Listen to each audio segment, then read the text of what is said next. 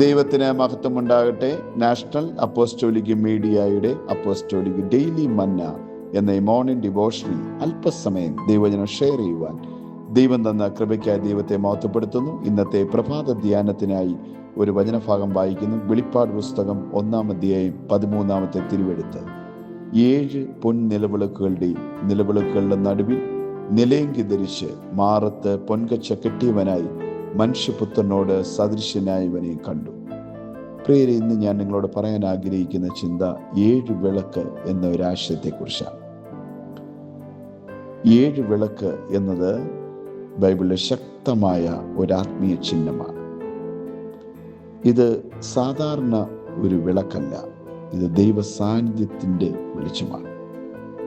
അതുകൊണ്ട് ആത്മാവിൻ്റെ ശക്തമായ പ്രവർത്തനം എന്ന് പറയാം. സഭയെ സംബന്ധിച്ച് സഭയിൽ നിന്ന് പുറപ്പെടുന്ന ഒരു പ്രകാശമാണ്. 7 എന്ന സംഖ്യ ബൈബിളിൽ പൂർണ്ണതയുടെ അടയാളമായിട്ടാണ് കാണുന്നത്. ഇവിടെ 7 വിളക്കെന്നത് ദൈവത്തിൻ്റെ പൂർണ്ണ വെളിച്ചം, ആത്മാവിൻ്റെ പൂർണ്ണ പ്രവർത്തനം. അപ്പോൾ വിളക്ക് ദൈവത്തിൻ്റെ വെളിച്ചമാണ്. 119 സങ്കീർത്തനം അതിൻ്റെ 105-ാം വചനം പറയുന്നു, നിന്റെ വചനം എൻ്റെ കാലിന് ദീപവും എൻ്റെ പാതയ്ക്ക് വെളിച്ചവുമാണ്.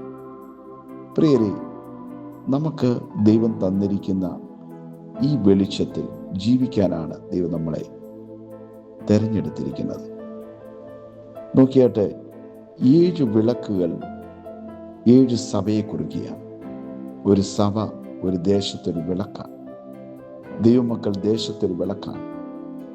അത് സത്യത്തിൻ്റെ വിളക്കാണ്, മാർഗദർശനത്തിൻ്റെ വിളക്കാണ്, ദൈവവചനത്തിൻ്റെ വിളക്കാണ്. നോക്കിയാട്ടെ, ഇരുട്ടിൽ വിളക്ക് ഇല്ലെങ്കിൽ വേറൊരു വഴിയുമില്ല. അപ്പോൾ ഇരുട്ടിൽ വിളക്ക് ആവശ്യമാണ്. അതുപോലെയാണ് ദൈവവചനം. ദൈവവചനമില്ലാതെ നമുക്കൊരാത്മീയ ജീവിതം നയിക്കാൻ കഴിയില്ല. ദൈവവചനം ഉണ്ടെങ്കിൽ മാത്രമേ നമുക്ക് ദൈവത്തിൻ്റെ അടുക്കിലേക്ക് പോകാനുള്ള വഴി കാണുവാൻ കഴിയത്തുള്ളൂ. ഇപ്പോൾ 7 വിളക്ക് പരിശുദ്ധാത്മാവിൻ്റെ പരിപൂർണമായ പ്രവർത്തനത്തെ കാണിക്കുകയാണ്. നോക്കി, ദൈവത്തിൻ്റെ സിംഹാസനത്തിന് മുമ്പിൽ 7 ആത്മാക്കളെ വെളിപ്പാട് പുസ്തകം 4-ാം അധ്യായം 5-ാമത്തെ തിരുവെഴുത്തിൽ കാണുന്നുണ്ട്. അവിടെ 7 എന്നുള്ള ഒരു പദം അവിടെ സൂചിപ്പിക്കുന്നു. അവിടെ 7 എന്താണ് കാണിക്കുന്നത്? പരിപൂർണമായ പരിശുദ്ധാത്മാവിൻ്റെ പ്രവർത്തനമാണ്. ദൈവത്തിൻ്റെ 7 തരത്തിലുള്ള പ്രവർത്തന ശക്തി, സഭയിൽ ദൈവത്തിൻ്റെ പൂർണ്ണമായ ദൈവസാന്നിധ്യം അത് കാണിക്കുകയാണ്. വിളക്ക് കത്തിക്കുവാൻ എണ്ണ വേണം. വിളക്ക് സ്വയം കത്തുന്നില്ല, അത് കത്തുവാൻ എണ്ണ വേണം. എണ്ണ പരിശുദ്ധാത്മാവിനെ കാണിക്കുന്നു. സക്കറിയ പ്രവചനം 4-ൽ നിന്റെ ബലം കൊണ്ടല്ല, എൻ്റെ ആത്മാവിൽ തന്നെയാണ് ഇത് സംഭവിക്കുന്നതെന്ന് വചനം പറയുന്നു. സൈന്യത്താലല്ല, ശക്തിയാലല്ല, ദൈവത്തിൻ്റെ ആത്മാവിൽ അത് സംഭവിക്കുന്നു. അതുകൊണ്ട് മനുഷ്യൻ്റെ സ്വന്തം ശക്തിയാലല്ല ആത്മീയ വെളിച്ചമുണ്ടാകുന്നത്. ദൈവത്തിൻ്റെ ആത്മീയ തേജസ്സിനാൽ, പരിശുദ്ധാത്മാവിൻ്റെ പ്രവർത്തനത്താലാണ് നമുക്ക് ആത്മീയ വെളിച്ചം ലഭിക്കുന്നത്.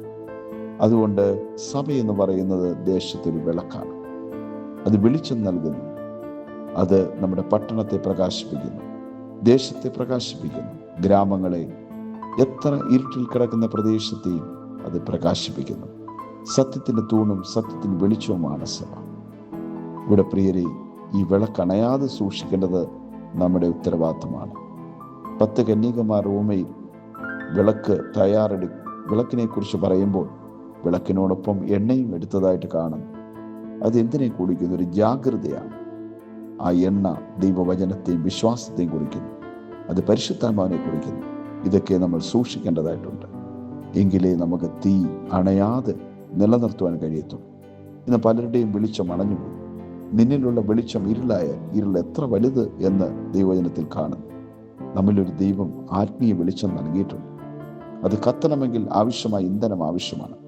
ദൈവവചനമാണ് അതിൻ്റെ ഇന്ധനം, വിശ്വാസം അതിൻ്റെ ഇന്ധനമാണ്, പരിശുദ്ധാത്മാവിൻ്റെ കൃപ അതിൻ്റെ ഇന്ധനമാണ്.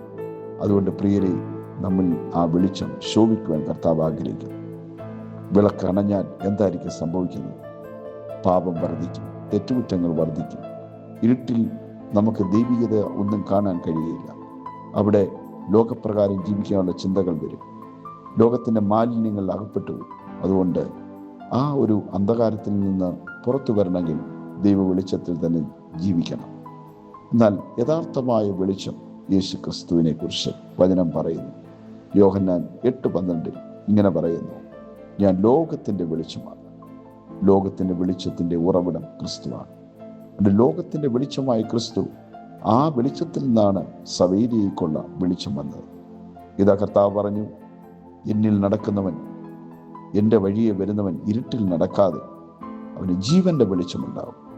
ജീവൻ്റെ വെളിച്ചത്തിലേക്കുള്ള ഒരു വഴിയാണ് നമുക്ക് ഈ വെളിച്ചത്തിലൂടെ ലഭിക്കുന്നത്. പ്രിയരെ, ഇന്ന് നമ്മൾ കേൾക്കുന്ന വചനം നമ്മൾ ഇരുട്ടിൽ അകപ്പെട്ടു പോകാൻ വേണ്ടിയല്ല, വെളിച്ചത്തിൻ്റെ മക്കളായി ജീവിക്കാൻ വേണ്ടിയാണ്. പാപത്തിൻ്റെ അന്ധകാരത്തിൻ്റെ കീഴിൽ പെട്ടുപോകാനല്ല, ദൈവത്തിൻ്റെ സ്നേഹത്തിൽ വർദ്ധിച്ചു വരാനാണ്. അതുകൊണ്ട് 7 വിളക്ക് എന്നത് ദൈവത്തിൻ്റെ അപൂർണമായിട്ടുള്ള ദൈവകൃപയുടെ ജ്വലനമാണ് നമ്മൾ സംഭവിക്കേണ്ടത്.